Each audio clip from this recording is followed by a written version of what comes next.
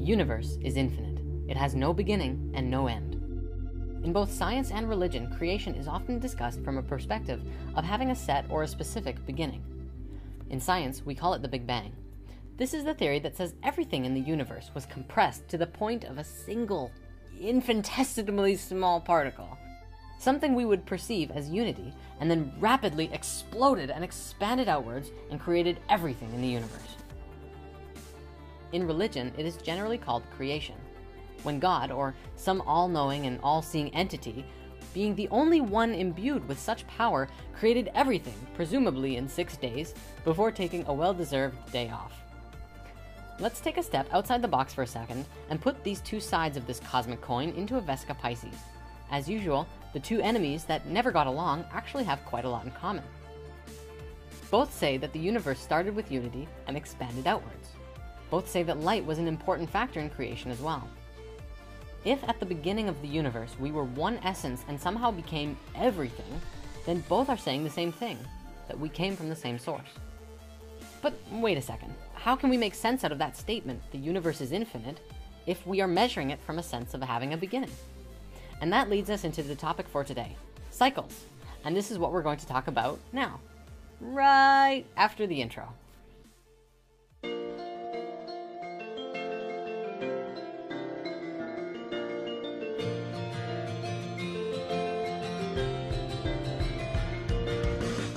Cycles are everywhere. The way in which we live our lives is made up of cycles. We have both biological cycles and technological cycles. Biological cycles exist naturally as a part of the creation process of life, and technological cycles are cycles that we have created and superimposed over top of these other cycles as a way of measuring and understanding the reality that we are a part of. Time is a perfect example of this. It doesn't really exist on its own. It has no life of its own. It's simply a measurement of some other cycles. So you could think of it as a measuring tool, such as an hour worth of this, or I'll meet you at 6. In the past, we might have said it differently. Let's gather again at the second moon cycle. We've actually talked about cycles before, which makes it really easy to go deeper into this. If you need a recap, watch lesson 16, Shift of the Ages. Let's get more into examples of technological cycles. Take, for example, our calendars, seconds, life cycles of video game consoles. Some of them, like our year-long calendar count, is our interpretation of a natural cycle, the Earth spiraling around the sun. Others, like video game consoles, are completely based on our modern world, current technology, the economy, buyer's demand, and what have you. Biological cycles are nature. They happen in relationship to each other, and are much more harmonic than the cycles that we've created. They are natural. The tree doesn't think, is it time to bear fruit yet? I'm just not sure. I think I'll hold off because I'm afraid no one's gonna eat the fruit, right? In nature, the tree just doesn't. It knows by its inherent instructions what it's supposed to do. It's by its natural design. Other cycles in nature are like solar and lunar cycles, the 4 seasons, and bears that hibernate. Notice too, with the information from lesson 16, you could map it like this. There are smaller cycles within the larger cycles. Like our celestial cycle, we find it broken up into the 4 seasons, and inside that, we have the cycles of the rest of life on Earth, all doing their thing in relationship with each other, which are both influenced by and influence the larger cycle. Sometimes it may not seem like the smaller cycles have no influence on the larger cycle, but just imagine the story of what happened to the Martians on Mars in the Human History movie. I'm not saying that this is exactly what happened, but if the actions of the individual beings changed the evolution of the planet that ultimately ended up in the destruction of the planet, well, that would be the smaller cycles influencing the larger cycles. You know, it's just an idea. We also have cycles within our own bodies, such as breath, drinking water or liquids, and eating food. These cycles are a lot harder to map out because we are the ones who decide when we eat, what we eat, and how much we eat. But it actually does create effects on us throughout our days. Once again, those smaller cycles have an effect on our larger day-to-day cycles. Interesting. Our interactions with the 4 elements are constantly cycling. Fire, for example, is prana, which is happening all the time, more frequently than breath, drink, and food. You can see how these cycles become more dense and happen less often. You breathe more than you eat. Air is less dense than solid food, and so it stands to reason that a dense cycle has a longer duration. As you breathe in, you ride the sine wave up, and as you breathe out, you drop the sine wave back down. As you go about your day, every hour, minute, and second, you are breathing. And if you created a healthy breathing cycle for yourself, then the other cycles you are experiencing, the larger cycles, would become more harmonic naturally. If you change the cycle of your breathing, if you alter it to accommodate technological cycles, such as pollution and obesity, then once again the result is a cycle that is less harmonic with the natural order of things. Some call this dis-ease, the opposite of a natural cycle, which flows with ease. Of course, you can always correct a cycle that is in disease. Sure, it may take some time, but enough steps in the direction of a natural cycle do eventually get you back in the flow.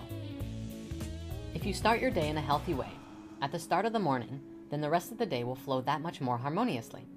If you wake up with the sun, you ride the wave of the entire day and are more in tune with the day itself. This was a hard one for me to get and put into practice, because I always used to love sleeping until noon. If you think about it, there are different things adapted for different parts of the day. Cats can see in the dark, so it makes sense that they're night animals. I have trouble seeing in the dark without superimposing a technological cycle over top of it, so maybe I should be sleeping. What I mean is lights and night goggles. Artificial light is a cycle of electricity, a technological cycle. There are positive and negative swings in the cycles. What I mean when I say positive and negative is the presence of something and the presence of the opposite of that thing. Such as with a magnet, you have a positive end and a negative end. One is pulling and one is pushing. Plus or minus, male and female. A lot of people think that negative means bad and positive means good, and that's not always the case. We're actually going to touch on that closer to the end of this video. A better way to look at it is male and female. Positive is male and negative is female. And don't get caught up on that positive is good and negative is bad. Women are wonderful. And in fact, in gender, everyone has both male and female energy, not just one or the other. It is the essence of giving and receiving. The best example I can give you is night and day. It's that simple. When we don't allow the cycles to flow in their natural order, we often create things that feel uncomfortable over and over. Sometimes we call it things we don't want. It's actually a sort of short circuit in the cycle, or a loop. The positive looping back on itself, or the negative looping back on itself. It's not supposed to be a loop. There needs to be a crossing over of the male and female energy. That's what creates the infinity, the oneness that we've all been feeling and talking about.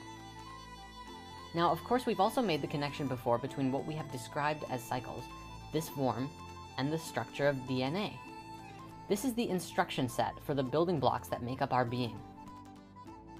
As we increase our awareness of these instructions and understanding, we can transcend our 3D perspective of reality and shift into an awareness of the interconnected causality of all of the planes of existence. There's a little trick here though. Understanding and awareness are not necessarily the same thing. Just as the tree does what it does without needing to understand, without a brain, so to speak. Understanding is not required for the instructions to be followed. That simply means that sometimes the brain just gets in the way of the natural flow of the cycles, the natural knowing that comes through your heart. On that topic, I have something important to share. There's a lot of people who like to talk about life from this new age perspective that everything is just love and light all the time, and that if we just think happily, even when things aren't going very well, we'll be fine. In fact, I realize how I might have even propagated that idea in earlier lessons, and flat out said it. Now, this idea isn't wrong. It is, however, only half of the equation, half of the cycle. And if you recall, without the other half of the cycle, we have a loop. Think of it like a flowing river. If you cut off the flow, such as with a dam, it kills everything on one side by stopping the flow, and everything dies of dehydration. And the other side becomes drowned in a loop which gets bigger and bigger, until eventually it must break. And so, yes, we should strive to create a life for ourselves and each other that is filled with love, joy, and excitement. But when things aren't going very well, recognize if it's a part of the natural flow, or if somewhere along the way you got caught in the loop. If we lie to ourselves and pretend that the loop is the flow, even when it's not, it limits our ability to create a real transmutation of it, and create something new in its place, going with the flow. Do you understand what I'm saying? Let me say it in a different way just to make sure, because this is incredibly important. Sometimes things go well, and sometimes things go poorly. It's not always your fault, but you are always a factor in the cause, and influence in the cycle. If you can account for the cycle, meaning take account of it, be aware of it, You can choose to actively respond or be responsible and have an able response to it. That's what being a creator is all about. I know I just said positive and negative are not good and bad. In this example, I'm going to use good and bad in place of positive and negative. By good and bad, I mean things that feel really good and things we do want, and things that feel really bad and things we don't want. Just go with it. I know it might be a little confusing. Sometimes things feel really good and you're on the top of the wave. In this space, it's easy to ride the wave and feel good and be a creator. When you're on the bottom of the wave, if things are not excellent, sometimes it just feels easier to go to that fourth dimensional space and say, everything is perfect and in divine order. This is true from a 4D perspective. It is perfect and in divine order because it exists and is in this moment. And as it's manifesting in 3D, it is not excellent. It could be excellent, but it takes time, effort, and focused energy to transmute and change it into something that is excellent. What we need to practice is taking that positive flowing energy, and instead of looping itself back on itself, is flow with it through the negative energy in order to create a transmutation into what's next. When we say that things are perfect and in divine order, and ignore the loops or even create them as a justification to dam up the river of good feelings, we actually inhibit the flow that leads to the next. That limits our ability to take action, and ultimately, what we're left with is a poo sandwich. Here's the analogy. Say I'm making you a delicious sandwich, and you've got bread, tomatoes, avocado, chives, maybe some peppers, and a roasted portobello mushroom. That is an excellent sandwich, right? Now, say I just put a big dollop of poo right on the top. Do you still want it? Can anyone honestly say that they would still want this sandwich? It's perfect and in divine order, right? Right, but it's certainly not excellent. And I don't care how delicious the other ingredients are.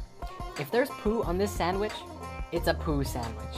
It doesn't matter how fresh the rest of the sandwich is, or even how fresh the poo is. It's not something we want to eat. The moral of this story is that if there's poop on your sandwich, if there's something in your life that is perfect but not excellent, don't just sit there and let it be. Find out what it is, why it is the way it is, and then take some actions to turn it into something you actually truly want. In that process, in that alchemy, we can really create some powerful change on this planet. If everyone could come from that space, we would see a new Earth overnight. Because no matter how you slice it, McDonald's, landfills, oil rigs, and this entire way of life we've made for ourselves just doesn't work. And I think I can speak for all of us when I say that it could be something different, something magical, and more in harmony with ourselves and the world around us. Waste-free, flying vehicles, spirit centers, cloud cities, interstellar travel, and the infinity of possibilities that come along with it. It's all in the cycles. Okay, grand finale. To answer that big question from the beginning, how does the infinite universe have a beginning? I have a feeling you might already know. It's a cycle. And no, I don't know exactly what it looks like specifically, but I can share with you some ideas about it. Every cycle comes to an end and then begins a new cycle. Or maybe it's the old one, continuing on again. Some theories about the universe say that once it was a hugely expanded thing, and it contracted to a small point, a space of unity, and then rapidly expanded outwards again. And today, while we can't see the remnants of the previous universe, at least not yet, we can see the beginning of this cycle that we are a part of. It's really interesting. If the universe is infinite, how is it that we're existing in a finite space?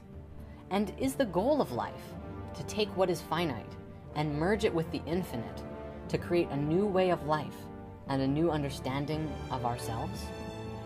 See you next time.